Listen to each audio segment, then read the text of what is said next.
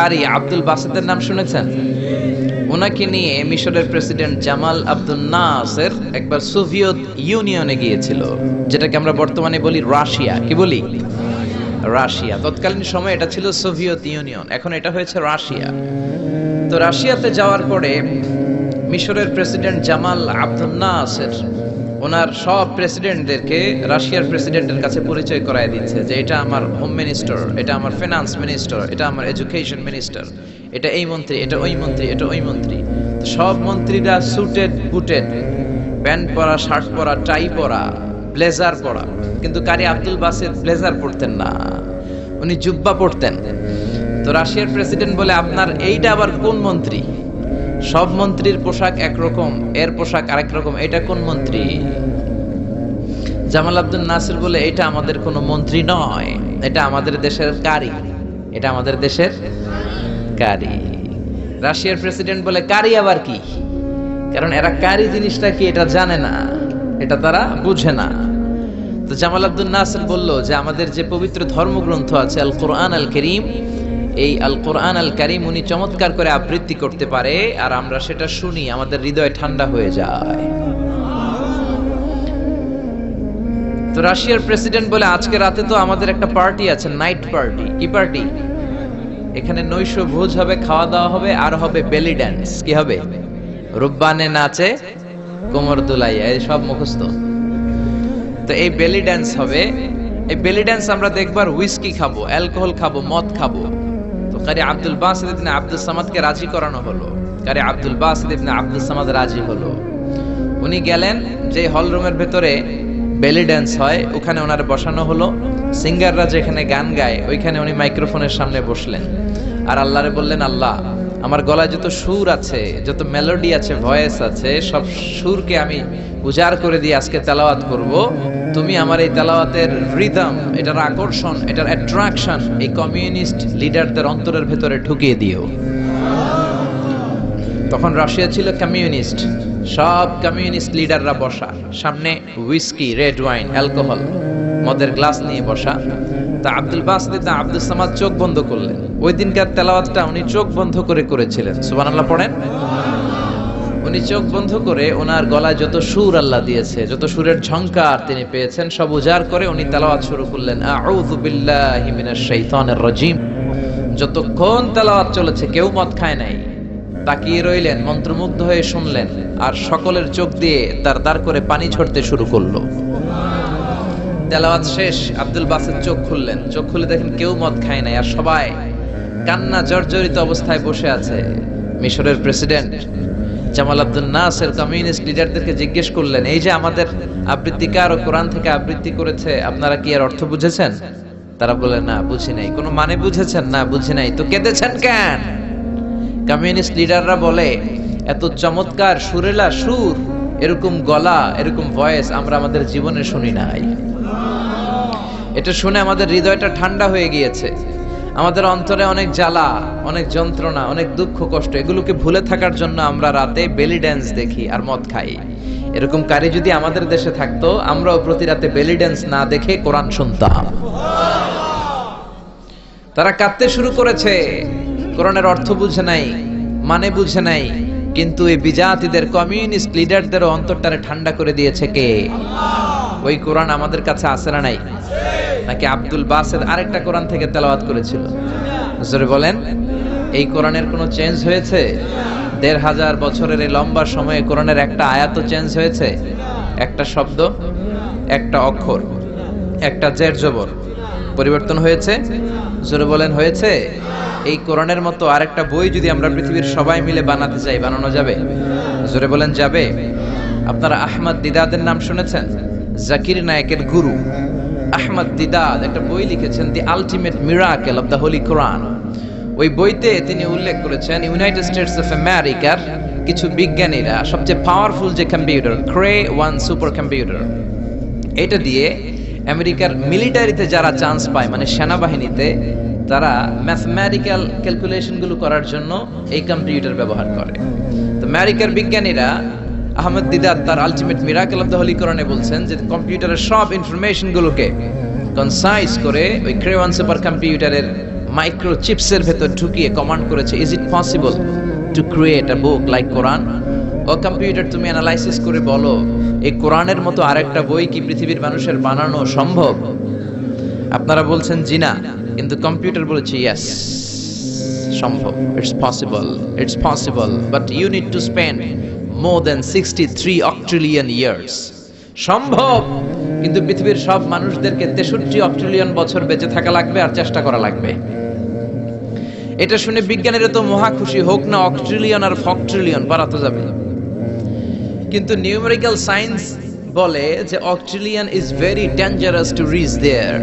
Octillion হচ্ছে এমন একটা সংখ্যা যেটা পর্যন্ত পৌঁছা মানুষের পক্ষে অসম্ভব। সংখ্যাতাত্ত্বিক নিয়ম আমাদেরকে শেখায় যে সংখ্যা শুরু হয় একক দিয়ে, তারপরে দশক, তারপরে শতক, তারপরে সহস্র, তারপর উজুত, তারপরে লক্ষ, তারপরে নিযুত, তারপর কোটি, তারপর মিলিয়ন, বিলিয়ন, ফিলিয়ন, জিলিয়ন, তারপরে হচ্ছে অক্ট্রিলিয়ন। সুবহানাল্লাহ কইতে বললেন না? এই 63 অক্ট্রিলিয়ন বছর আমাদের বাইসে থাকা লাগবে। আর 63 বছরই তো আমরা হায়াত পাই না, ঠিক কি না? 63 অক্ট্রিলিয়ন বছর যদি পৃথিবীর সবগুলো মানুষ হায়াত পায় আর যদি চেষ্টা করে, তাহলে পারহ্যাপস, মেবি, সম্ভবত কোরআনের মতো আরেকটা বই বানালেও বানানো যেতে পারে।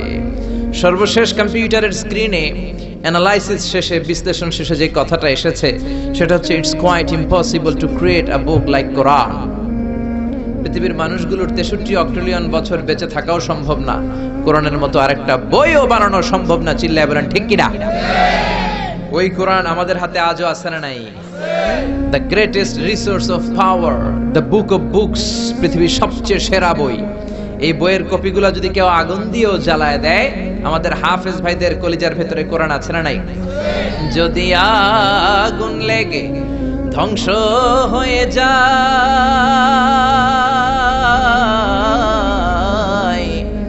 ধ্বংস হয়ে যায়, যদি আগুন লেগে যায়, পুড়ে যায় পৃথিবীর সব বইয়ের দোকান, বিশ্ব থেকে হারাবে না পবিত্র কোরআন, বিশ্ব থেকে হারাবে না পবিত্র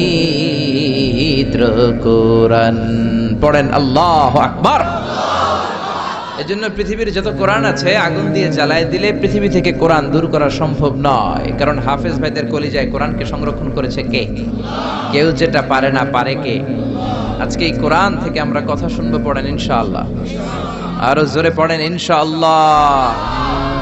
আমি আমার মূল আলোচনায় যাওয়ার আগে আমাকে একটু করে বলা হয়েছে এই গ্রামের ভেতরে, এই এলাকাতে নাকি সুদের খুব দাপট।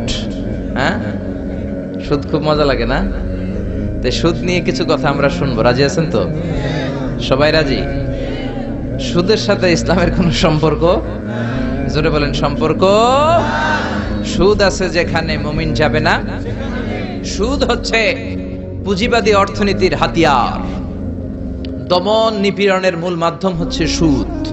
এই সুদের কারণে যারা ধনী, এরা শুধু ধনী হতে থাকে, আর যারা গরিব শুধু গরিবই হতে থাকে। ইসলাম চায় না যে রাস্তার এক পাশে পাঁচতলা আর এক পাশে থাকবে গাছতলা। চিল্লা এখন ঠিক কিনা? ইসলাম চায় কায়লা ইয়াকুনা দুলাতান বাইনাল আগনিয়াই মিনকুম, সম্পদ যাতে ধনীদের হাতে কুক্ষিগত হয়ে না থাকে, সম্পদের তারল্য যাতে সবার হাতে পৌঁছে যায়।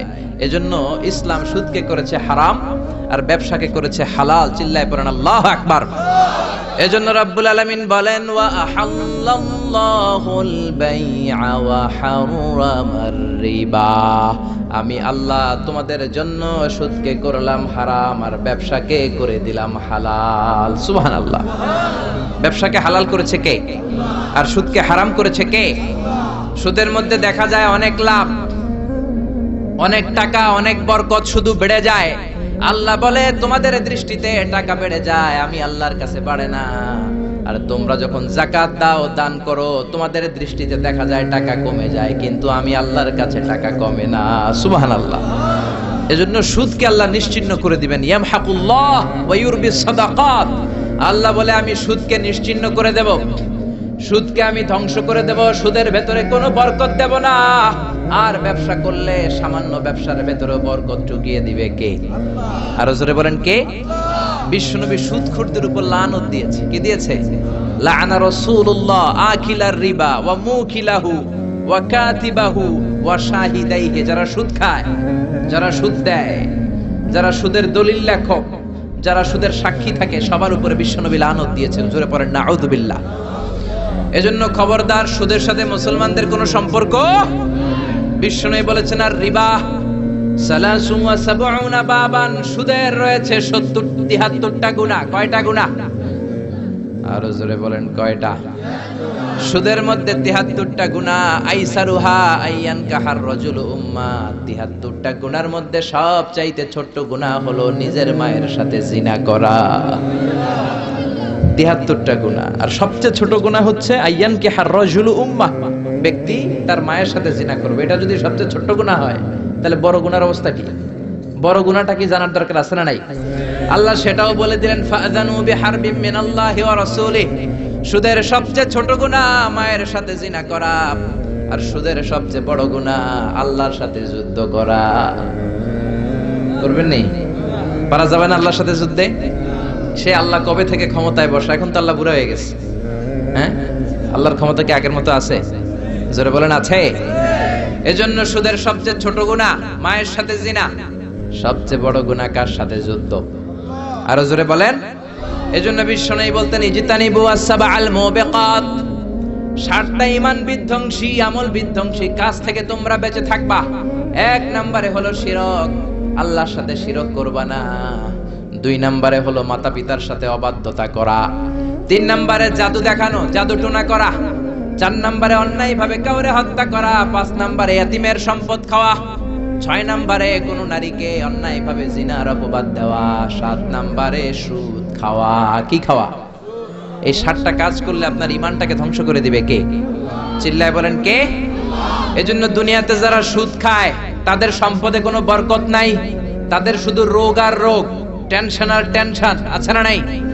আবার বিশ্বনবী বললেন যারা সুদ খায় তাদের 3টা শাস্তি। কয়টা? আরো জোরে বলেন কয়টা? 1 নম্বরে কিয়ামতের দিন আল্লাযীনা ইয়াকুলুনার রিবা লা ইয়াকুমুনা ইল্লা কামা ইয়াকুমুল্লাযী ইয়াতাখাব্বাতুহু শাইতানু মিনাল মাস। সুদের 1 নাম্বার শাস্তি, কিয়ামতের দিন সুদখোর যখন কবর থেকে উঠবে, রব্বুল আলামিন তাকে জিনে ধরা রোগীর মতো, পাগলের মতো উঠায় দিবে। সুদখোর কবর থেকে উঠে ভূতে ধরা রোগীর মতো, জিনে ধরা রোগীর মতো, পাগলের মতো লাফাতে লাফাতে উঠবে। তারে দেখে কিয়ামতের ময়দানের সবাই বুঝবে লোকটা হলো সুদখোর। কি খোর? আরো জোরে বলেন। এটা হচ্ছে 1 নাম্বার শাস্তি। 2 নাম্বার শাস্তি বিশ্বনবী বললেন, আমি স্বপ্নে দেখলাম কিছু লোকের পেট হচ্ছে বিশাল বড় ঘরের মতো, আর ওই পেটের ভেতরে দেখলাম ভয়ঙ্কর বিষাক্ত সাপ। জিব্রাইল রে বললাম, ও জিব্রাইল, মান হাউলা, এরা কারা? বিশ্বনবী বললেন, হাউলাই আকালাতুর রিবা, এরা হলো আপনার উম্মতের মধ্য থেকে যারা সুদ খেয়েছে, ওই সুদখোর লোকগুলা। পড়েন নাউযুবিল্লাহ। 3 নাম্বার শাস্তি, বিশ্বনবী বলেন, যে রাতে আমাকে মেরাজে নেওয়া হলো, রাআইতু লাইলাতা উসরিয়া বি, মেরাজের রাতে আমি দেখলাম রক্তের একটা নদী, ওই নদীর উপর কিছু লোক সাঁতার কাটে। কিসের নদী? দেখছেন কোনদিন রক্তের নদী? আমরা কোনদিন দেখেছি? রক্তের একটা নদীর ভেতরে কিছু লোক সাঁতার কাটে।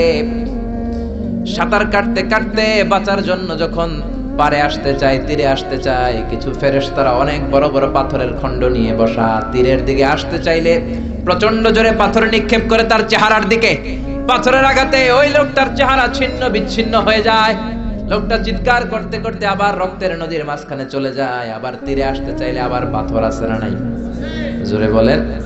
বিশ্বনবী বললেন, মান হাউলা ইয়া জিবরিল, ও জিব্রাইল, এরা কারা? বিশ্বনবী বললেন, এরা হলো আপনার সুদখোর উম্মত। এরা কারা? এজন্য সুদ খাওয়া যাবে? জোরে বলেন, সুদ খাওয়া যাবে? খবরদার, সুদ খাওয়া যাবে না। সুদের বিপরীতে আমরা ব্যবসা করব। ব্যবসায় বরকত দিয়েছে কে? বিশ্বনবী বললেন, রিজিককে আল্লাহ 10 ভাগ করেছেন, তার 1 ভাগ দিয়েছেন পৃথিবীর অন্যান্য পেশার ভেতরে, আর 9 ভাগ দিয়ে দিয়েছেন ব্যবসার ভেতরে। সুবহানাল্লাহ। রিজিকের 9 ভাগ থাকে ব্যবসার ভেতরে। এজন্য সুদ খাওয়া যাবে না। সুদের সাথে ইসলামের কোনো সম্পর্ক। আমরা ব্যবসা করব। আপনি মুশারাকা সিস্টেমে, মুদারাবা সিস্টেমে, আপনি মুরাবাহা সিস্টেমে ব্যবসা করেন, ওই ব্যবসায় বরকত দিবে কে? জোরে বলেন কে? সুদ হারাম এই কারণে, কারণ টাকার ভেতর থেকে টাকা আসে না। আপনি 1 লক্ষ টাকার একটা বান্ডিল আপনার আলমারির ভেতরে আজকে রাখলেন, 1 বছর পরে খোলার পরে এটা কি 1,10,000 টাকা হবে? 1,05,000, 1,02,000, 1,10,000 টাকা, 1,05,000 টাকা, 1,01,000 টাকা, 1 টাকাও পারবে না। কত থাকবে? 1 লাখই থাকবে। কারণ টাকার ভেতর থেকে টাকা আসে না, টাকার ভেতর থেকে টাকা আসে যখন ওই টাকার সাথে শ্রম যুক্ত হয়, যখন টাকার সাথে কষ্ট যুক্ত হয়, যখন টাকার সাথে মেধা যুক্ত হয়, ঠিক কিনা? তো আপনি টাকা দিয়ে কেমন করে টাকার ভেতর থেকে টাকা নেন? এটা হারাম। হয়তো আপনাকে ব্যবসায় অংশগ্রহণ করতে হবে, লাভ লস দুইটাতে অংশগ্রহণ করতে হবে, রিস্কও থাকবে। আপনি ব্যবসায় টাকা দিয়ে শুধু লাভ নিলেন, লস নিলেন না, এটাই সুদ, ঠিক কিনা? আপনার লাভও নিতে হবে, লস নিতে হবে, ঝুঁকিও নিতে হবে। এইটার নাম হলো ব্যবসা। হয় আপনি ব্যবসা করবেন, তা না হলে আপনি কর্জে হাসানা দিবেন। কি দিবেন? কর্জে হাসানা দিলে ওই ব্যক্তির মর্যাদা বাড়িয়ে দেয় কে? চিল্লায় বলেন কে? 3 সিস্টেমে ব্যবসা করবেন। কয় সিস্টেমে? সবাই বলেন, আরো জোরে বলেন। 1 নাম্বার হচ্ছে মুশারাকা সিস্টেম। মুশারাকা, পার্টনারশিপ। আমি আপনি শেয়ার, 3-4 জন মিলে শেয়ার, আমার টাকা আপনার টাকা, আর দুজনে মিলে ব্যবসা করব। আমার যদি ধরেন 4 লক্ষ টাকা হয়, আপনার যদি 6 লক্ষ টাকা হয়, তাহলে যেই লাভ হবে তার 60% নেবেন আপনি, 40% নেব আমি। লসও যদি হয় 60% আপনার উপর, 40% আমার উপর। এই ব্যবসাকে বৈধ করেছে কে? আরো জোরে বলেন না।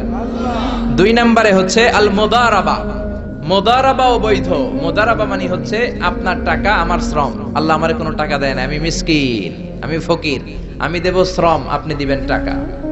কত পার্সেন্ট লাভ হলে কে কতটা নিব এটা আমরা ভাগ করে নিব। কিন্তু লস হলে আমার কোনো লস নাই, কারণ আমার শ্রম আপনার টাকা, আমি যে খাটছি এটাই তো আমার লস, ঠিক কিনা? কথা বলেন। আর টাকা যেহেতু আপনার, পুরো লস নেবেন আপনি।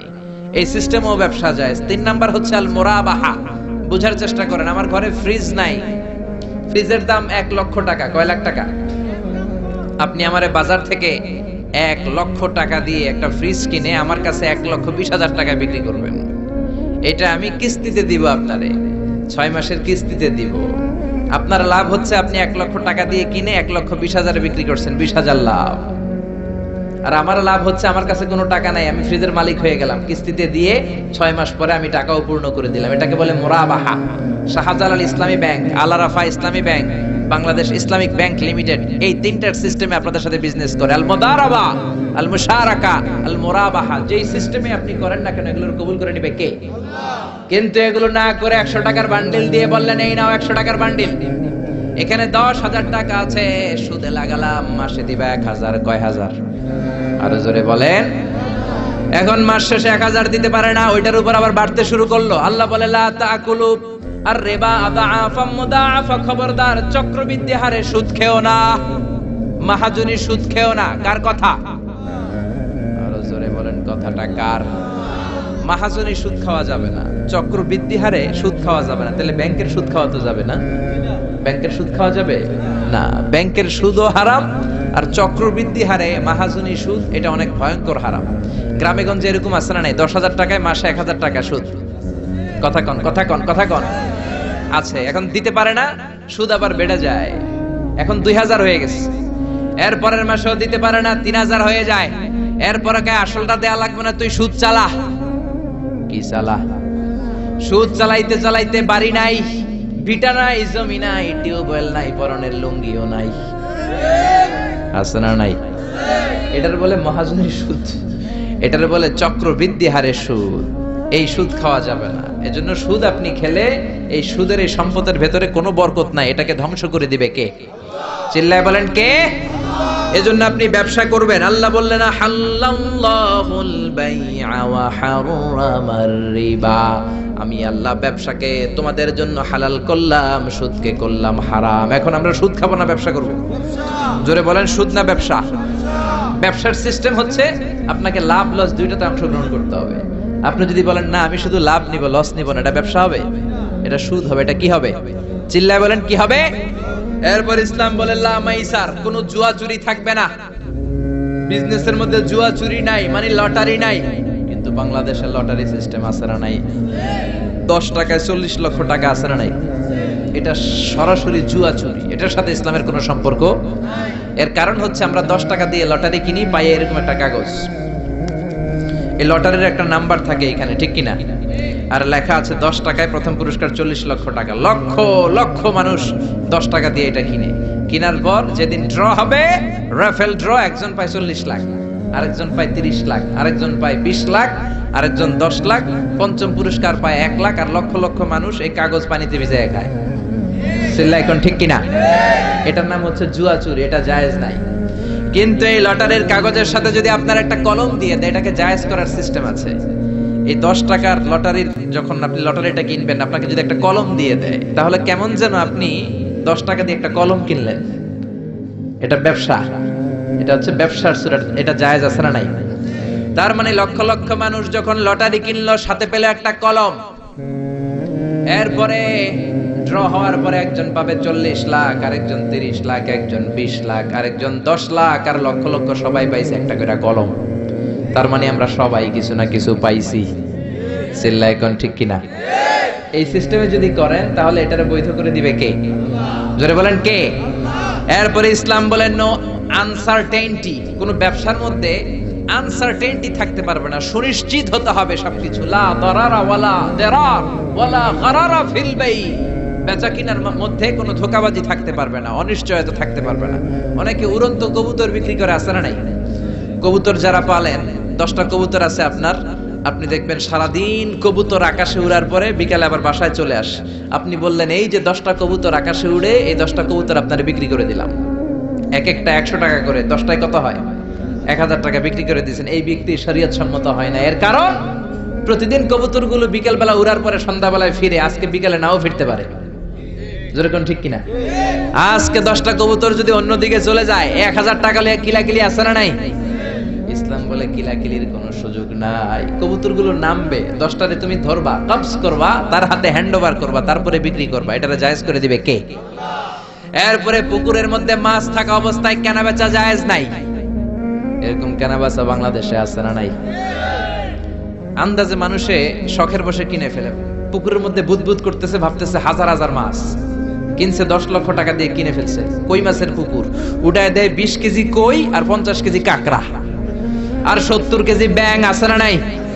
এরপরে কিলাকিলি আছে না নাই? এজন্য ইসলাম বলে না, কবুতরটা হাতের মধ্যে কবজ করার পরে যেমনি বিক্রি করলাম, মাছগুলাও জাল দিয়ে তোলো, তারপরে কোনে কোনে বিক্রি করো, কবুল করে নিবে কে? গাভীর ওলানের মধ্যে দুধ রেখে বিক্রি করা জায়েজ নাই। ওলান এত ফিলা গেছে এরকম, এটা মনে হচ্ছে যে 20 কেজি, দহন করার পরে পাওয়া গেছে 5 কেজি, এরকম আছে না নাই? কারণ এটা দুধের কারণেও ফুলতে পারে, টিউমারও ফুলতে পারে, ঠিক কিনা? এজন্য ইসলাম বলে লা গরারা ফিল ইসলাম। ইসলামে কোনো গরারা নাই, ধোঁকাবাজি নাই, আনসার্টেনটি নাই, অনিশ্চয়তার মধ্য দিয়ে, হাওয়ার মধ্যে কোনো বিজনেস নাই। আগে জিনিসটা তোমার হাতে নাও, তারপরে বিক্রি করো, কবুল করে নিবে কে? শেয়ার বাজার নিয়ে প্রশ্ন করে, যেই প্রোডাক্টের ব্যবসা হালাল, ওই প্রোডাক্টের শেয়ারও হালাল। চিল্লায় বলেন ঠিক কিনা? এরপরে বিশ্বনবী বললেন মান গাশানা ফালাইসা মিন্না। বেচা কিনার মধ্যে যে আমার উম্মতদের মধ্যে যে অন্যকে ধোঁকা দেয়, সে আমার উম্মত হতে পারে। ধোঁকাবাজির ব্যবসা বাংলাদেশে আছে না নাই? ফলের দোকানে গেলে দেখবেন চকচকে যেই সাইডটা, ওই সাইডটা ক্রেতার দিকে রাখে, পচা জায়গাটা নিচের দিকে রাখে, এরকম ব্যবসায় আছে না নাই? বিশ্বনবী মদিনার বাজারে গমের দোকান পরিদর্শন করতে গেলেন, যে দেখলেন গমের স্তূপ, বিশ্বনবী গমের ভেতরে হাত ঢুকায়া দিলেন। উপরে দেখা যায় শুকনা গম, ভিতরে দেখা যায় ভিজা গম। বিশ্বনবী বললেন মান গাশানা ফালাইসা মিন্না। যে আমাদেরকে ধোঁকা দেয়, সে আমাদের উম্মত নয়। The person who deceives us, he is not among us. যে আমাদেরকে ধোঁকা দেয়, সে আমাদের উম্মত হতে পারে। চিল্লায় বলেন উম্মত হতে পারে। এজন্য এই ধোঁকাবাজি করে কোনো ব্যবসা করা যাবে? জোরে বলেন। আর সুদের সাথে আমাদের কোনো সম্পর্ক? চিল্লায় বলেন সম্পর্ক।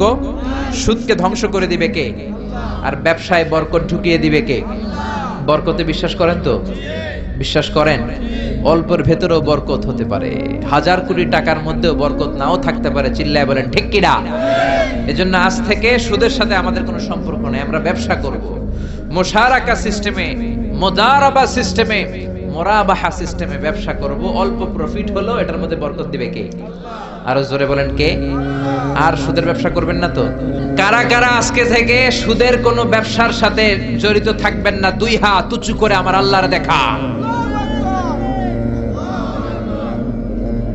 আল্লাহ আমাদের হাতগুলোকে তুমি কবুল করো। চিল্লায় পড়েন আমিন।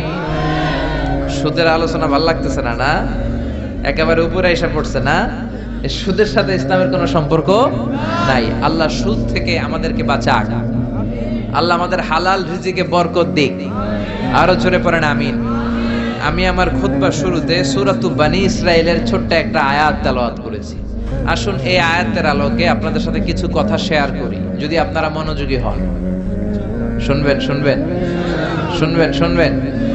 রব্বুল আলামিন বলেন, ওয়াকাদা রাব্বুকা আল্লা তা'বুদু ইল্লা ইয়্যাহু ওয়া বিল ওয়ালিদাইনি ইহসানা। আল্লাহ বললেন, গোলাম আমার ফয়সালা দুইটা। এই দুইটা ফয়সালা হলো স্পেশাল ফয়সালা, অনড় ফয়সালা। এই ফয়সালার কোনো নড়চড় নাই, এই ফয়সালার কোনো পরিবর্তন নাই। প্রথম ফয়সালাটা হলো আল্লাহ তা'বুদু ইল্লা ইয়া, ইবাদত হবে একজনের, তিনি কে? আল্লাহ ছাড়া অন্য কারো ইবাদত করা যাবে? আবার আল্লাহ ডেকে বললেন, গোলাম জিন জাতি মানব জাতি এই দুইটা জাতিকে আমি সৃষ্টি করেছি শুধু আমার ইবাদতের জন্য, ঠিক কি না? ওয়ামা খালাকতুল জিন্না ওয়াল ইনসা ইল্লা লিয়াবুদুন। আমি জিন জাতি আর মানব জাতিকে কোনো কাজের জন্য তৈরি করি নাই, কোনো উদ্দেশ্যে বানাই নাই, শুধুমাত্র কেবলমাত্র একমাত্র আমি আল্লাহর ইবাদতের জন্য বানিয়েছি। কার কথা? আরো জোরে বলেন কার? আল্লাহ ছাড়া কারো ইবাদত করা যায় না। এই পৃথিবীতে যত নবী এসেছে, এই পৃথিবীতে যত রাসূল এসেছে, সব নবী রাসূলের একটাই দাওয়াত ছিল, তোমরা ইবাদত করবে একজনের, তিনি কে? ইয়া কওমি ইবুদুল্লাহা মা লাকুম মিন ইলাহিন গায়রু। ও আমার কওমের লোকেরা, ও আমার স্বজাতির লোকেরা, এক আল্লাহ ছাড়া অন্য কারো ইবাদত করো না। জিকির করতে হবে একজনের, চাইতে হবে একজনের কাছে, সেজদা দিতে হবে একজনকে, তিনি কে? আল্লাহ ছাড়া কাউরে সেজদা দেয়া যাবে? আমাদের দেশে মাজারে যে সেজদা আছে না নাই, এই মাজারের নামে যে ভণ্ডামি, এটার সাথে ইসলামের কোনো রিলেশন আছে? সম্পর্ক আছে? এই ভণ্ডামির সাথে ইসলামের কোনো সম্পর্ক? তো দিল বান্দা কালমা চোরে, না পায় শ্মশান না পায় ঘরে, দিন থাকিতে আয়রে পথে ছাইড়া দে ভণ্ডামি ভণ্ডামি ভণ্ডামি ভণ্ডামি, ছাইড়া দে ভণ্ডামি, ঠিক কি না? নামাজ রোজা করে না ইবলিস শয়তানের নানা, এরকম আছে না নাই? নামাজ রোজা করে না ইবলিস শয়তানের নানা, ধর্মের একখান খুঁটি ধইরা কয়দিন করবা হয়রানি, ভণ্ডামি ভণ্ডামি ভণ্ডামি, ছাইড়া দে ভণ্ডামি, ঠিক কি না? এজন্য ভণ্ডামির সাথে যারা জড়িত আছো, ভণ্ডামি ছেড়ে দাও, আল্লাহ ওয়ালা হয়ে যাও। তোমার জীবনে বরকত দিবে কে? তোমার জন্য জান্নাতের দরজা খুলে দিবে কে?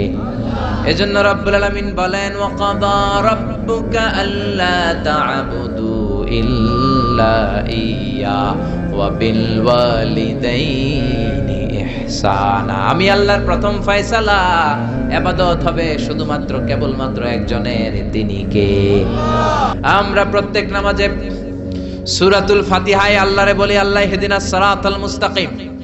ও আল্লাহ আমাদেরকে সহজ সরল পথ দেখাও, সিরাতুল মুস্তাকিম দাও। আল্লাহ বলেন, আনি'বুদুনি হাযা সিরাতুম মুস্তাকিম। আমি আল্লাহর ইবাদত করো, এটাই সিরাতুল মুস্তাকিম। আল্লাহু আকবার। আপনি যদি আল্লাহর ইবাদত করেন, তাহলে আপনি বুঝবেন যে আপনি সিরাতুল মুস্তাকিমের উপর আছেন। আর যদি বুঝেন আল্লাহর ইবাদত ছেড়ে আপনি অন্যদিকে দৌড়াচ্ছেন, তার মানে হলো আপনি সিরাতুল মুস্তাকিমের উপর থাকার সৌভাগ্য অর্জন করতে পারেন নাই। চিল্লা এখন ঠিক কি না? এজন্য আল্লাহ বললেন, আল্লাহর ফয়সালা কয়টা? আরো জোরে বলেন কয়টা? এক নাম্বার ফয়সালা, ইবাদত হবে শুধু একজনের, তিনি কে? এই ফয়সালার সাথে সবাই একমত? দ্বিমত কেউ নাই? কেউ নাই? দু একজন থাকতে পারে, কেউ নাই। আল্লাহ বললেন, আমার প্রথম ফয়সালা ইবাদত হবে শুধু আমি আল্লাহর। দুই নাম্বার ফয়সালা ওয়া বিল ওয়ালিদাইনি ইহসানা, ইহসান হবে মাতা পিতার সাথে, মানে ভালো আচরণ হবে মাতা পিতার সাথে। বুঝা গেল ইবাদত হবে আল্লাহর, ইহসান হবে মাতা পিতার। আল্লাহর সাথে, আল্লাহর জন্য আপনি ইবাদত করবেন আর মাতা পিতার প্রতি আপনি ইহসান করবেন। ইহসান মানে সদাচরণ, ইহসান মানে খেদমত, ইহসান মানে তাদের জন্য খরচ করা, ইহসান মানে আপনার সব সম্পদ তাদের পায়ের সামনে, আপনার সব ক্ষমতা তাদের পায়ের সামনে বিলিয়ে দেয়া, বিছিয়ে দেয়া। চিল্লায় এখন ঠিক কিনা? এজন্য আল্লাহ বললেন আমার 2 নাম্বার ফয়সালা ওয়া বিল ওয়ালিদাইনি ইহসানা, মাতা পিতার সাথে ইহসান করবা। আমরা বললাম আল্লাহ আপনার জন্য ইবাদত হবে, এটা আমরা বুঝলাম, মাতা পিতার সাথে ইহসান কেমন করে হবে এটা আমরা বুঝলাম না। আল্লাহ বললেন ইহসান কাকে বলে যদি না বোঝো তাহলে বুঝে নাও, ইম্মা ইয়াবলুগান্না ইনদাকাল কিবারা আহাদুহুমা আও কিলাহুমা ফালা তাকুল লাহুমা উফ। আল্লাহ নিজেই ইহসানের ব্যাখ্যা দিচ্ছেন। আল্লাহ বললেন ইহসানের প্রথম তাফসীর হলো আব্বা আম্মা একজন কিংবা দুইজন যখন বার্ধক্যে উপনীত হয়ে যায়, যখন বয়সে পৌঁছে যায়, খবরদার তাদের কোনো কাজে তুমি নাক ছিটকাতে পারবা না, তাদের কোনো কাজে নাক ছিটকাতে পারবে না, তাদের কোনো কাজে উহ আহ এমনকি উফ শব্দটাও বলা যাবে না। চিল্লা এখন ঠিক কিনা? কারণ আমরা যখন ছোট ছিলাম বাবা মারে কষ্ট দিয়েছি কি দেই নাই? আপনার কত বছর আগের ঘটনা মনে আছে? আপনার বয়স যখন 3 তখন আপনি কি করছিলেন মনে আছে? তো ওইটাই যদি মনে না থাকে, বয়স যখন 2 ছিল ওগুলা মনে আছে? বয়স যখন 1 ছিল ওগুলো মনে আছে? জ্বালাতনটা তো ওই সময় বেশি করছে। চিল্লা এখন ঠিক কিনা? শীতের রাত, আমাকে নিয়ে আমার মা ঘুমালো, আমাকে রেখেছে ডান দিকে, পেশাব করে ডান পাশটা আমি ভিজিয়ে দিয়েছি। আমার মা আমাকে ঘর থেকে বের করে দেয় নাই, শীতের রাতে বাম দিকে আমাকে শোয়ালো। কনকনে মাঘ মাসের শীতের রাতে বাম পাশটাতেও পেশাব করে ভিজিয়ে দিলাম। আমার মা আমারে ঘর থেকে বের করে দেয় নাই। আমার মা তার বুকের মাঝখানে রেখে ঘুমাতে শুরু করেছে। মাঘ মাসের শীতের রাত, রাত 3টার দিকে পেশাব করে মায়ের বুকটাও আমি ভিজিয়ে দিয়েছি, জামাটাও ভিজিয়ে দিয়েছি। মা 3টার দিকে উঠে নতুন শাড়ি পরে, নতুন জামা পরে, আগের ভিজা পেশাব মাখানো জামাটাকে চেঞ্জ করে আবার আমাকে নিয়ে ঘুমিয়েছে। আমাকে ঘর থেকে বের করেছে নাকি? জোরে বলেন। এজন্য আল্লাহ বুঝাতে চাইলেন, গোলাম ছোট্টবেলা যেমনি কষ্ট দিয়েছো, মা বাবা রেগে যায় নাই, তোরে লাথি মেরে ঘর থেকে তাড়ায় দেয় নাই, তোরে এতিমখানায় দেয় নাই। মা বাবা বয়সে যখন উপনীত হয়ে যায়, বার্ধক্যে যখন পৌঁছে যায়, ওই মা বাবারে খবরদার বৃদ্ধাশ্রমে দিয়ে আসবি না। বৃদ্ধাশ্রম বাংলাদেশে আছে না নাই? ছেলে আমার মস্ত মানুষ, মস্ত অফিসার, মস্ত ফ্ল্যাটে যায় না দেখা এ পারে ও পার, নানান রকম জিনিস আর আসবাব দামি দামি, সবচেয়ে কম দামি ছিলাম একে মাত্র আমি। ছেলের আবার আমার প্রতি অগাধ সম্ভ্রম, আমার ঠিকানা তাই বৃদ্ধাশ্রম। ঠিক কি না? অনেক কপাল পোড়া আছে, ডাকাত আছে। মা বাবা বার্ধক্যে উপনীত হওয়ার পরে তাদের কর্মকাণ্ডে নাক ছিটকায়, ঘরে আর বাবা মারে রাখতে মনে চায় না, বৃদ্ধাশ্রমে রেখে আসে। এরকম ডাকাত আছে রাড়াই। বাবা মারে বৃদ্ধাশ্রমে দেয়া যাবে? চিল্লায় বলেন দেয়া যাবে? যেই বেয়াদব গুলো, যেই ডাকাত গুলো মার বাবারে বার্ধক্যে উপনীত হলে, বয়স হয়ে গেলে বৃদ্ধাশ্রমে দিয়ে আসে, ওই বেয়াদবটা বুড়া হলে ওর কপালে বৃদ্ধাশ্রম জুটবে না। চিল্লা এখন ঠিক কিনা? ভাঙ্গা থালা হাতে নিয়ে তুই ভিক্ষা করে খাবি। চিল্লা এখন ঠিক কিনা? আল্লাহ বললেন আমার 2 নাম্বার ফয়সালা ওয়া বিল ওয়ালিদাইনি ইহসানা, মাতা পিতার সাথে ইহসান করবা। ইহসানের প্রথম ব্যাখ্যা ইম্মা ইয়াবলুগান্না ইনদাকাল কিবারা আহাদুহুমা আও কিলাহুমা ফালা তাকুল লাহুমা উফ। মা বাবার একজন কিংবা দুইজন যদি বার্ধক্যে উপনীত হয়ে যায়, খবরদার মা বাবারে বৃদ্ধাশ্রমে দিও না। মা বাবা পেশাব করে দিতে পারে, পায়খানা করে দিতে পারে, তোমাকে যেমনি পরিষ্কার করে আদর যত্ন করেছে তুমিও পরিষ্কার করবা, মা বাবার খেদমত করবা, তোমার জীবনটারে উজালা করে দিবে কে? আল্লাহ বললেন ইহসানের 2 নাম্বার ব্যাখ্যা ওয়ালা তানহারহুমা, মা বাবারে ধমক দিও না। অনেক বেয়াদব ছেলে মেয়ে আছে, মা বাবার সাথে ঝিড়কি দিয়ে কথা বলে, ধমক দিয়ে কথা বলে, এলাকার লোকদের সাথে যখন কথা বলে ভদ্র ভাষায় কথা বলে, ঘরে ঢুকলে মায়ের গালি দেয়, আছে না নাই? বাবারে ডাকে বুড়া, মারে ডাকে বুড়ি, আছে না নাই? তুমি কেমন করে মায়ের বুড়ি ডাকো, বাবারে বুড়া ডাকো? তোমার বাপ মা তো বুড়া হয়েছে তোমার কারণে। তোমারে মানুষ করতে যে তোমার মা বাবা তাদের জীবন যৌবন হারিয়েছে। তোমারে মানুষের মতো মানুষ করতে যে তারা তাদের জমি হারিয়েছে। তোমারে বিদেশ পাঠাতে যে তারা তাদের ভিটেমাটি হারা হয়েছে। যেই বাবা মা তোমার জন্য সব কিছু ছেড়েছে, খবরদার ফালা তানহারহুমা, ওই বাবা মারে ধমক দিবা না। কার কথা? চিল্লায় বলেন কার? এরপর আল্লাহ বললেন ওয়ালা তানহারহুমা ওয়া কুল লাহুমা কওলান কারীমা, তাদেরকে ধমক দিবা না, বরং তাদের সাথে ভালো আচরণ করবা, কোমল ভাষায় কথা বলবা। যত ভদ্রতা তুমি জানো, যত কার্টিসি তুমি জানো, যত সফটনেস তোমার জানা আছে, যত ভদ্রতা তুমি শিখেছো, সব ভদ্রতা তুমি ইউজ করবা তোমার মা বাবার সাথে। যত কোমল ভাষা তুমি জানো, যত শুদ্ধ কথা তুমি জানো, সব তোমার মা বাবার জন্য তুমি ইউজ করবা। চিল্লায় কোন ঠিক কিনা? এরপরে রব্বুল আলামিন বললেন ওয়াখফিদ লাহুমা জানাহায-যুল্লি মিনার রাহমাতি ওয়া কুর রাব্বিরহামহুমা কামা রাব্বায়ানি সাগীরা, তাদের জন্য রহমতের ডানা বিছিয়ে দাও। তোমার যত ক্ষমতা আছে মা বাবার পায়ের সামনে ঠেলে দাও, যত অর্থ আছে তাদেরকে তুমি বিলিয়ে দাও। আর বাবা মা একজন কিংবা দুইজন যদি দুনিয়া ছেড়ে বিদায় নেয়, তাদের কবরের সামনে দাঁড়িয়ে চোখের পানি ছেড়ে পড়তে আরম্ভ করে দাও রব্বিরহামহুমা কামা রাব্বায়ানি সাগীরা ওয়া কুর রাব্বিরহামহুমা কামা রাব্বায়ানি সাগীরা। ও আল্লাহ, ছোট্টবেলা বাবা মা যেমনি আমার আদর দিয়ে সোহাগ দিয়ে কাছে টেনে নিয়েছে, কিয়ামতের দিন কবরের ভেতরে তুমিও আমার বাবা মারে আদর করে কাছে টেনে নিও। পড়ে না আমিন? চিল্লায় পড়ে না আমিন? এজন্য ইবাদত হবে একজনের, তিনি কে? আর ইহসান হবে কার সাথে? এজন্য মা বাবার দোয়ার দরকার আছে না নাই? পৃথিবীর যত আল্লাহর ওলি আছে, যত পীর সাহেব আছে, সবাই এই পুরো কোরআন খতম করে যদি একটা গ্লাসের পানির মধ্যে ফু দেয়, আর আপনার আম্মা শুধু বিসমিল্লাহ বলে আরেকটা গ্লাসের পানির ভেতরে ফু দেয়, আল্লাহর কসম আপনার মায়ের দোয়াটা আগে কবুল হয়ে যাবে। এজন্য মা বাবার খেদমত করেন। আপনার বড় পীর সাহেব হলো আপনার বাবা, আপনার বড় পীর সাহেব হলো আপনার মা। দুনিয়ার সবাই দোয়া করলে ওই দোয়া মিস হয়ে যেতে পারে, মা বাবা দোয়া করলে মিস হবে নাকি? হবে। অনেক ডাকাইত আছে দেখবেন মাজারের উপরে মশারি দেয়, আছে না নাই? খুঁজে দেখবেন ওর বাপেরে মশায় কামড়ায়, ওর মায়েরে মশায় কামড়ায়, আর ও বাবার দরবারে যে মাজারে মশারি দিয়ে আসছে, এরকম ডাকাইত আছে না নাই? এজন্য খবরদার, মা বাবার সাথে ইহসান করো। বিশ্বনবী মসজিদে নববীতে মিম্বারের এক তলার মধ্যে পা রাখলেন, আওয়াজ করে বললেন আমিন। দ্বিতীয় তলার ভেতরে পা রাখলেন, আওয়াজ করে বললেন আমিন। তৃতীয় স্টেপে পা রেখে বিশ্বনবী পড়লেন আমিন। সাহাবারা বললেন নবী তিনবার আমিন বললেন, কেন বললেন বুঝলাম না। বিশ্বনবী বললেন প্রথম স্টেপে যখন পা রাখলাম, জিব্রাইল এসে বলল রমজান মাস পাওয়ার পরে রোজা রেখে ইবাদত করে যেই বান্দা গুনাহ মাফ করতে পারে নাই, তার উপরে আল্লাহর লানত। আমি বিশ্বনবী বললাম আমিন। দ্বিতীয় স্টেপে পা রাখলাম, জিব্রাইল বলল মাতা পিতা পাওয়ার পরে যারা মাতা পিতার খেদমত করে নিজের জীবনের গুনাহ ছড়াতে পারে নাই, জান্নাত কামাতে পারে নাই, তাদের উপরও আল্লাহর লানত। আমি বিশ্বনবী বললাম আমিন।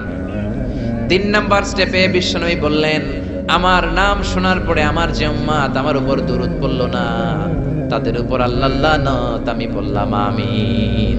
পড়েন সাল্লাল্লাহু আলাইহি ওয়াসাল্লাম, চিৎকার করে পড়েন সাল্লাল্লাহু। এজন্য মাতা পিতার খেদমতের দরকার আছে না নাই? গোটা বিশ্বটা একদিকে, মায়ের দোয়া আরেকদিকে। চিল্লায় বলেন ঠিক কিনা? আপনি বুলেট মারলে বুলেট মিস হতে পারে, ড্রোন হামলা করলে মিস হতে পারে, মায়ের দোয়া মিস হবে? জোরে বলেন মিস হবে? এক সাহাবী বলল নবী আইয়ুল আমালে আফদাল, সবচেয়ে সেরা আমল কোনটা? বিশ্বনবী বললেন সবচেয়ে সেরা আমল হলো আসসালাতু ফি ওয়াক্তিহা, সময় মতো নামাজ পড়া। 2 নম্বরে বললেন বিররুল ওয়ালিদাইন, মাতা পিতার খেদমত করা। 3 নম্বরে বললেন আল জিহাদু ফি সাবিলিল্লাহ, আল্লাহর রাস্তায় জিহাদ করা। তার মানে পৃথিবীর শ্রেষ্ঠতম 3টা আমলের মধ্যে মাতা পিতার খেদমতের আমলটাও আছে না নাই? মাতা পিতার খেদমত এটা সবচেয়ে ভালো আমল। আরেক হাদিসে বিশ্বনবী বললেন এটা জিহাদের চেয়ে বেশি সওয়াবওয়ালা। এক সাহাবী বললেন, নবী আস্তাযিনুকাল জিহাদ, আমি জিহাদে যেতে চাই, অনুমতি দেন। বিশ্বনবী বললেন, তোমার বাবা মা কেউ বেঁচে আছে নাকি? সাহাবী বললেন, বেঁচে আছে। বিশ্বনবী বললেন, ফাফিহিমা ফাজাহিদ, যাও বাবা মার খেদমত শুরু করে দাও। বাবা মার খেদমত করলে ঘরে বসেই জিহাদের সওয়াব পাবা, ঘরে বসেই জিহাদের সওয়াব পাওয়া যাবে।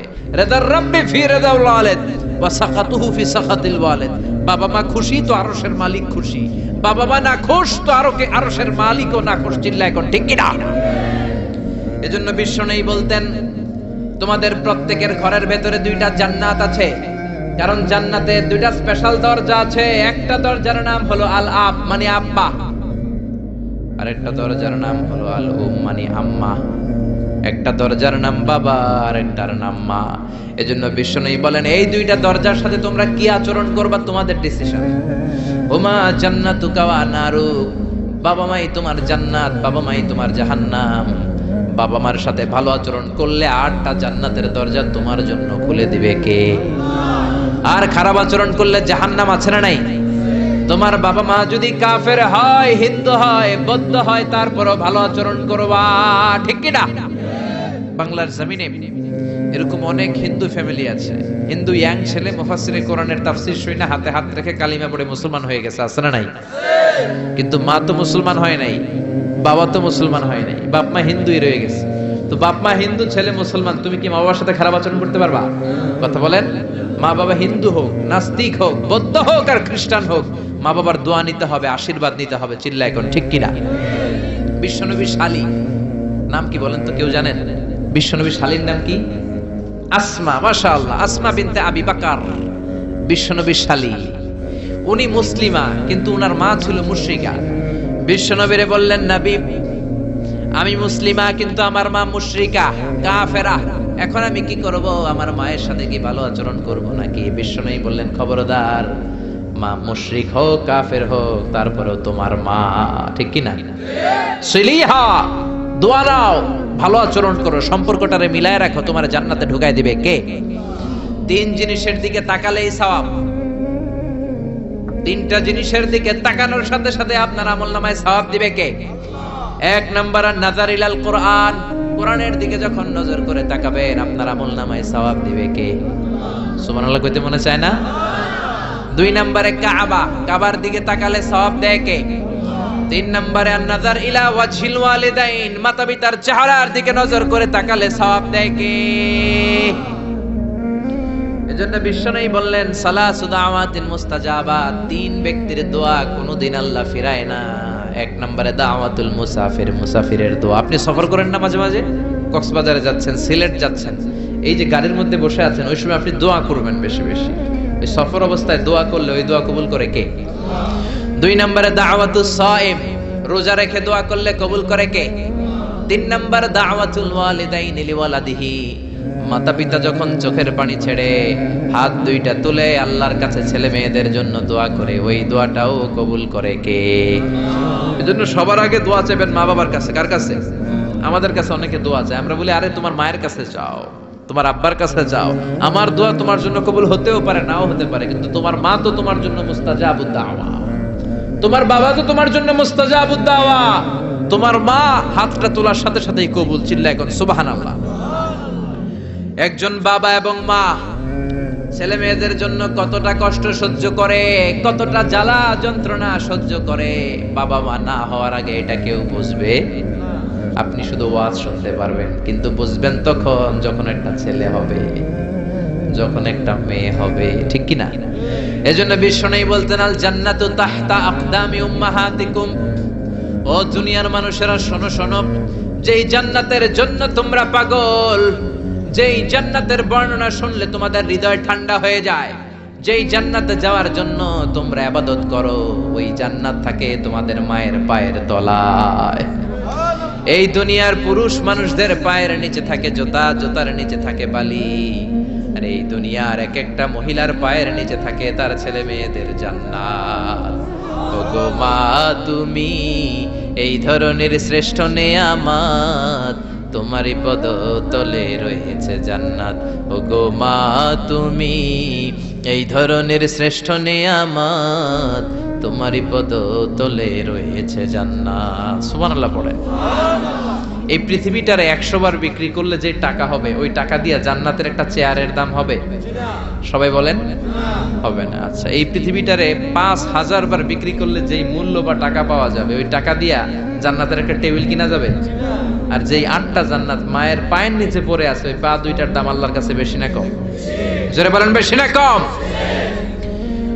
এই জন্য এক সাহাবী বললেন, নবী মান আহাক্কু বিহুসনি সাহাবাতি ইয়া রাসূলুল্লাহ, এই দুনিয়ায় এত মানুষ, এত বন্ধু, এত সাহাবী, এত লোক, কার সাথে ভালো আচরণ করব?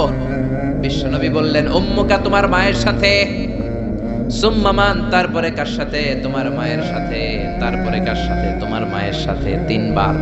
আর এক হাদিসে আছে 4 বার বললেন তোমার মায়ের সাথে, 5ম বার বললেন তোমার পিতার সাথে।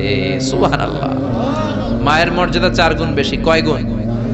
এর কারণ আল্লাহ কোরআনে বলে দিলেন সূরা লোকমানে, হামালাতহু উম্মুহু, মায়ের মর্যাদা এত বেশি হওয়ার কারণ হলো বাবা তোমারে পেটে ধরে নাই, পেটে ধরেছে কে? ওয়াহানান আলা ওয়াহান, 10 মাস 10 দিন বাবা কষ্ট সহ্য করে নাই, করেছে কে? ওয়াফিসালুহু ফি আমাইন, 2 বছর বাবা তোমারে দুধ খাওয়ায় নাই, দুধ খাওয়ালো কে? কত লিটার দুধ, কত গ্যালন দুধ, কত কেজি দুধ মায়ের বুক থেকে আপনি খেয়ে খেয়ে সাবার করছেন 2 বছরে, কোনো হিসাব আছে? জোরে বলেন। বিশ্বনবী বললেন, লাউ কাতাআতা জিলদাক, তোমার চামড়াটা কেটে কেটে রোদে শুকিয়েও যদি মায়ের 2 পায়ের 2টা জুতা বানিয়ে দাও, ছোট্টবেলায় 1 ঢোক দুধ যে তুমি খেয়েছো, সেই 1 ঢোক দুধের শোধ আদায় হবে নাকি? মায়ের একেধারে দুধের দাম, কাটিয়া গায়ের চাম, পাপোশ বানাইলেও ঋণের শোধ হবে না। এমন দরদি ভাবে কেউ হবে না আমার মা, এমন দরদি ভাবে কেউ হবে না আমার মা গো। পড়েন না আল্লাহু আকবার। বিশ্বনবীর সাহাবী নাম হলো আলকামা। কি নাম? সবাই বলেন কি নাম? আলকামা বিশ্বনবীর সাহাবী। ইন্তেকালের আগে আলকামার জিহ্বা দিয়ে কালেমা বের হয় না। 3 দিন যাবত বিছানায় পড়ে আছে, মুমূর্ষ, মরে যাবে, কিন্তু জিহ্বা দিয়ে কালেমা বের হয় না। বিশ্বনবী বলেছেন, লাকিনু মাউতাকুম লা ইলাহা ইল্লাল্লাহ, তোমরা মরণের আগে তোমাদের মুমূর্ষ রোগী মৃতদের সামনে লা ইলাহার তালকিন দাও। যখন দেখবেন আপনার চাচার রুহুটা বের হয়ে যাচ্ছে, দাদার রুহুটা বের হয়ে যাচ্ছে, বাবার রুহু বের হয়ে যাচ্ছে, তার শিওরের সামনে, কানের সামনে বসে পড়তে আরম্ভ করবেন, লা ইলাহা লা ইলাহা ইল্লাল্লাহু মুহাম্মাদুর রাসূলুল্লাহ সাল্লাল্লাহু। কিন্তু বলবেন না এই কালেমা পড়ো, কালেমা পড়ো, কালেমা পড়েন, কালেমা পড়েন, এগুলো বলবেন না। শুধু তালকিন দিবেন, ওটা থেকেই উনি বুঝবেন। কারণ মৃত্যুর একটা কষ্ট আছে না নাই? মৃত্যুর যন্ত্রণায় সে অস্থির, আপনি জোরাজুরি করতেছেন কালেমা পড়, সে যদি বলে না পড়বো না, ঝামেলা আছে না নাই? এজন্য কানের সামনে শুধু তালকিন দিবেন। বিশ্বনবী বললেন, লাকিনু মাউতাকুম লা ইলাহা ইল্লাল্লাহ, তোমাদের মৃতদের সামনে, মুমূর্ষদের কানের সামনে শুধু লা ইলাহা পড়বা। ওনার বিবি, ওনার আত্মীয়রা আলকামা নামক সাহাবীর কানের সামনে লা ইলাহা পড়ে, 3 দিন ধরে কালেমা বের হয় না। কখন যেন মরে যায়, বিশ্বনবীর কাছে পাঠানো হলো। বিশ্বনবী সুহাইব আর বেলাল 2 জন সাহাবীকে পাঠালেন, তারা যেও কালেমার তালকিন দিল, কিন্তু মুখ দিয়ে কালেমা বের হয় না। বিশ্বনবী আলকামার বিবিরে ডেকে পাঠালো, বিবি, আলকামার বিবি, তোমার স্বামী কেমন ছিল? বলে, আমার স্বামী অনেক বড় আল্লাহর ওলি ছিল, নামাজ ছাড়তো না, তেলাওয়াত ছাড়তো না, জিকির ছাড়তো না। বিশ্বনবী বললেন, আলকামার বাবা মা কেউ বেঁচে আছে নাকি? বিবি বলে, আলকামার মা বেঁচে আছে, ডাকো। আলকামার মা আসার পরে বিশ্বনবী বললেন, আপনার ছেলে কেমন ছিল? নামাজ পড়তো নাকি, রোজা করতো নাকি, জিকির করতো নাকি? আলকামার মা বলে, সবই করতো। আপনার সাথে কেমন আচরণ করতো? এটা বলার পরে মা আর কথা বলে না, শুধু চোখের পানি ছাড়ে। আলকামার মা বলে, নবী, আলকামার ব্যাপারে আমার মনে অনেক দুঃখ, কোনোদিন আমার কথা শুনে নাই, শুধু বিবির কথা শুনতো, বউরে প্রাধান্য দিত, আমার যত্ন নিত না, আমার কথা বেশি শুনতো না, এজন্য আমার মনে আলকামার ব্যাপারে অনেক জ্বালা। বিশ্বনবী বললেন, আপনার ছেলেরে মাফ করে দেন। রাগের চোটে আলকামার মা বলে না আমি মাফ করব না। বিশ্বনবী বললেন ও সাহাবারা লাকড়ি আনো, আগুন জ্বালাও, আলকামারে আমরা আগুনের উপর নিক্ষেপ করব। আগুন চালানো হলো, সব সাহাবারা আলকামাকে ধরে আগুনের মধ্যে ফেলবে। ইন দা মিন টাইম দুঃখিনী মা বিশ্বনবীর পায়ের সামনে এসে বলে ও নবী আমার কলিজার টুকরাটারে আগুনে ফেলবেন না। ও নবী আমার মনে আর কোনো জ্বালা নাই, আমার মনে আর কোনো দুঃখ নাই, আলকামা তো আমার নার ছেড়া ধন। 10 মাস 10 দিন আমার পেটে ছিল, আমার দেহ থেকে নিউট্রিশন নিয়ে খাদ্য পুষ্টি নিয়ে আলকামা বড় হয়েছে। বেয়াদবি করেছে, কি হয়েছে? আমি আলকামারে মাফ করে দিলাম গো নবী। আলকামার মা আলকামা শিওরের সামনে দাঁড়িয়ে যখন মাফ করার ঘোষণা দিয়েছে, বিশ্বনবী সাক্ষী, সাহাবারা দাঁড়িয়ে আছে। আলকামা চিৎকার করে পড়তে আরম্ভ করলো লা ইলাহা ইল্লাল্লাহু মুহাম্মাদুর রাসূলুল্লাহ সাল্লাল্লাহু আলাইহি ওয়াসাল্লাম। আল কালিমা তাইয়্যিবা চিৎকার করে পড়ার সাথে সাথে তার রূহ কবজ হয়ে গেল। চিল্লায় পড়েন আল্লাহু আকবার। এজন্য মায়ের দোয়া বড় দোয়া, বাবার দোয়া বড় দোয়া। মা বাবা দোয়া করলেও কবুল, বদদোয়া করলেও কবুল। মা বাবার শুধু যদি দোয়াটাই কবুল হতো তাহলে টেনশন নাই, দোয়া করে না তো কি হয়েছে।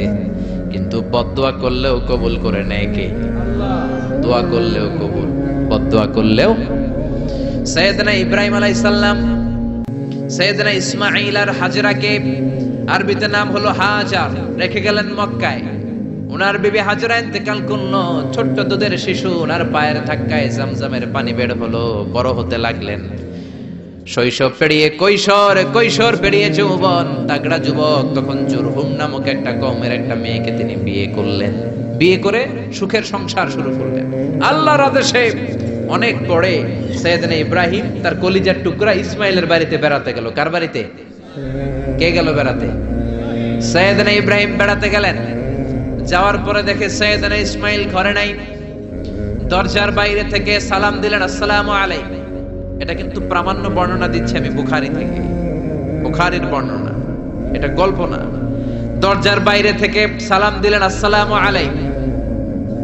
ভেতর থেকে কর্কশ গলায়, ঝাঁঝালো কণ্ঠে, কণ্ঠের মধ্যে কোনো মায়া নাই, দয়া নাই, এরকম একটা কণ্ঠের মেয়ে উত্তর করে বলল, ওয়া আলাইকুমুস সালাম। সাইয়েদনা ইব্রাহিম জিজ্ঞেস করলো, কাইফা হালুকি ইয়া উম্মি, ও মা তুমি কেমন আছো? মেয়ে কয় বেশি ভালো না। সংসার কেমন চলে? সুবিধার না। খাওয়া দাওয়া ঠিক মতো হয়নি না, কিচ্ছু হয় না। আমনে কেডা? সাইয়েদনা ইব্রাহিম বলে, আমি কে তোমার জানার দরকার নাই। ইদা জা আযাউজুকি মিনাল গাবা, স্বামী যখন তোমার বন থেকে শিকার করে ফিরবে, ফাকরাই আলাইহিস সালাম, তোমার স্বামীরে আমার পক্ষ থেকে একটা সালাম দিবা। ও মুরিহিয়া ইয়াগায়রা আতাবাতা বাবিহি, বলবা ঘরের দরজার চৌকাঠটা যেন পাল্টে ফেলে। সাইয়েদনা ইব্রাহিম চলে গেলেন। বিকেল বেলা জঙ্গল থেকে শিকার করে সাইয়েদনা ইসমাইল ঘরে ফিরলেন। ঘরে ফেরার পর বিবি বলে, একটা বুড়া আইছিল। বুড়া? কে আইছিল? সাইয়েদনা ইসমাইল বলে, বুড়া? বুড়া মানুষ আবার আমার ঘরে আসবে কেন? আসছে আপনারে সালাম দিছে, ওয়া আলাইকুমুস সালাম। আর কি বলছে? বলেছে আপনি যেন ঘরের দরজার চৌকাঠ পাল্টে ফেলেন। ও মিয়া, চোর বোঝে চোরের সিগন্যাল, পুলিশ বোঝে পুলিশের সিগন্যাল, নবী বোঝে নবীর সিগন্যাল, ঠিক কিনা? সাইয়েদনা ইসমাইল তো বুঝে ফেললেন, কিরে ঘরের দরজার চৌকাঠ পাল্টে ফেলো, এরকম রূপক কথা, মেটাফরিক্যাল ইঙ্গিত দুনিয়ার সাধারণ মানুষ দিতে পারে না। চিৎকার দিয়ে বিবিরে বললেন, ও কপাল পুড়ি, তুই কি করলি? নিজের কপাল পুড়লি, নিজের কপালে নিজে কুড়াল দিলি। যেই লোকটারে বুড়া বুড়া বলে সম্বোধন করলি, ওই লোকটার কেউ নয়, আমার জন্মদাতা পিতা, এই জামানার সবচেয়ে বড় পয়গম্বর ইব্রাহিম খলিল। আমার বাবা যে সিগন্যাল দিয়েছে এটা তো গ্রিন সিগন্যাল না, এটা রেড সিগন্যাল। তার মানে তোর তালাক দিতে বলেছে, get out, get out, divorce, তালাক দিয়ে দিলাম, যা। আপনার আব্বাও যদি বলে তোমার বউরও তালাক দিয়ে দাও, দিয়ে দিবেন নাকি? এবার দিয়ে দিয়েন না। আপনার বাবাও বাবা, ইসমাইলের বাবা ইব্রাহিমও, কথা বলেন। সাইয়েদনা ইব্রাহিম ছিলেন আল্লাহর জালিল কাদের পয়গম্বর। আকাশ থেকে ওহী আসলে নবীরা কথা বলে, মন গড়া নবীরা কিছু বলে না।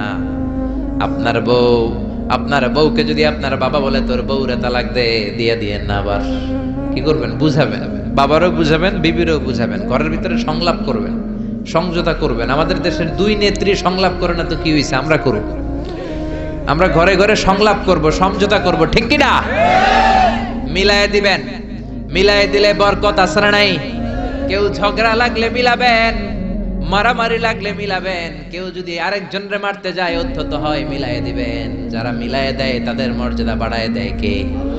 কিন্তু সমাজের কিছু দুষ্ট চরিত্রের লোক আছে, দুইজন যদি মারামারি লাগে আরো লাগায়া দেয়, আছে না নাই? আগুন লাগলে আপনারা কি ঢালেন? অনেকে তেল ঢালে, আছে না নাই? এখন আগুন লাগলে কি তেল ঢালবেন না পানি ঢালবেন? মিলায়ে দিবেন, বউরও বুঝাবেন, বাবারও বুঝাবেন, দুইজনরে বুঝায় আস্তে ধীরে আগাবেন। তালাক তো অনেক পরের কথা। ইসলামের দেয়া অনুশাসন যদি আমরা মেনে চলি, কোনোভাবেই তালাক হবে না। স্বামীকে আল্লাহ কিছু দায় দায়িত্ব দিয়েছেন, স্ত্রীকে আল্লাহ কিছু দায় দায়িত্ব দিয়েছেন। এই দুইটা দায়িত্ব যে কত গুরু দায়িত্ব, গোটা বিশ্বব্যাপী এই দায়িত্বের মধ্য দিয়ে বিশ্বটা চলে। পৃথিবীর প্রথম স্বামী ছিলেন সাইয়েদনা আদম, পৃথিবীর প্রথম বউ ছিল হাওয়া। সেখান থেকে স্বামী স্ত্রীর এই জীবন আছে না নাই? স্বামী আর স্ত্রী বানায় যেজন মিস্ত্রি, সে বড় আজব কারিগর, ঠিক কি না? স্বামী আর স্ত্রী বানায় যেজন মিস্ত্রি, সে বড় জটিল কারিগর। এজন্য এই সম্পর্কটা বড় ভয়ঙ্কর সম্পর্ক, এটাকে মিলিয়ে রাখতে হবে। তালাকের সিস্টেম হচ্ছে, প্রথমে আপনি ফাইদুহুন্না, কোরআন বলে আপনি প্রথমে স্ত্রীকে ওয়াজ করবেন। ঝগড়া হলে কি করবেন? ঘরে ওয়াজ নাই, আছে মারামারি আর কিলাগিলি। ওয়াজ করবেন, ওয়াজেও কাজ হচ্ছে না, বুঝানোর চেষ্টা করবেন, বুঝে না। এরপর আল্লাহ বললেন ওয়াহজুরুহুন্না ফিল মাদাজি', বিছানা আলাদা করে দাও, তুমি এক রুমে ঘুমাবা, তোমার বিবিরে দিবা আরেক রুম। কিছুদিন বিচ্ছেদ চললে ওই বিবির অন্তরে ভালোবাসা তৈরি করে দিবে কে? সুবহানাল্লাহ পড়েন। এখন ওয়াজ করলেন, বুঝাইলেন, বুঝে না, বিছানা আলাদা করলেন, তাও শোনে না।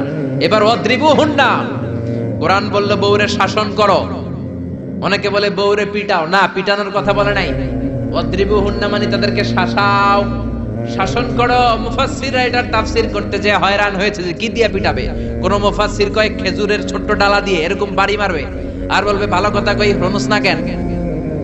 অনেকে বলবে, অনেক মুফাসসির বলেছে মেসওয়াক দিয়ে বাড়ি মারবে, তোমার এত বোঝাই বুঝো না কেন? দুইটা ছেলে মেয়ে হয়েছে আমাদের, এত সুন্দর সংসার, হানিমুন করেছিলাম কক্সবাজারে, স্মৃতিগুলো কি তোমার মনে পড়ে না? তুমি আমার কৈতরি, তুমি আমার টুনটুনি, তুমি আমার সোনামণি, এগুলো কয়ে বুঝাবেন, এরপরও মানে না। অনেক মুফাসসির কইছে বালিশ দিয়া পিটাইবেন, কোল বালিশ দিয়া, যাতে হাত পা না ভাঙে। ওয়াদ্রিবুহুন্না, অনেক ডাকাইতেছে লাঠি দিয়া পিটায়, আছে না নাই? ইসলাম বলে না না, বনিবনা না হলে প্রথম স্টেপ ওয়াজ করো, বুঝাও। 2 নম্বরে বিছানা আলাদা করে দাও, তারপরেও মানে না। 3 নম্বরে ওয়াদ্রিবুহুন্না মানে শাসন করো, যার যেরকম দরকার ওইরকম শাসন করবেন, তাতেও হয় না। তারপরে ফাবাআসু হাকামাম মিন আহলিহি হাকামাম মিন আহলিহা, এই 3টা স্টেপেও কাজ হয় না। আপনার মুরব্বিদের ডাকবেন, সালিস, মেয়ের পক্ষের মুরব্বিদের ডাকবেন, 2 পক্ষের বেআইনরা মিলে মিলছিল করে দেওয়ার চেষ্টা করবে, তাতেও কাজ হয় না। 4টা স্টেপ শেষ, 5ম স্টেপ হলো তালাক। আর আমরা দইরেই কই 3 তালাক, আছে না নাই? ওমরে ফারুকের জামানায় এক লোক তার বউরে দিছে 100 তালাক, রাগের চোটে। এরকম ডাকাইত আমাদের দেশে আছে না নাই? এখন বিবি এসে বলে, ও ওমরে ফারুক 100 তালাক দিয়েছে আমার স্বামী, কি করব? সাইয়েদনা ওমরে ফারুক বলে, তোর ডাকাইত স্বামীটা কোথায়? কয় এই জায়গায়। কিরে কয় তালাক দিছিস? কয় 100টা। দিবি 3টা, 100টা দিলি কেন? কয় রাগের মাথায় দিছে। কয় তারা তোর বিচার করতেছে, 3 তালাকে তোর বউ তালাক, বাকি 97 তালাক তোর পিঠে পড়বে। সুবহানাল্লাহ কইতে মন চায় না? এজন্য এই হচ্ছে তালাকের সিস্টেম। কতগুলো স্টেপ আপনি পার হলেন, তারপরেও আপনি একসাথে 3 তালাক দিবেন না।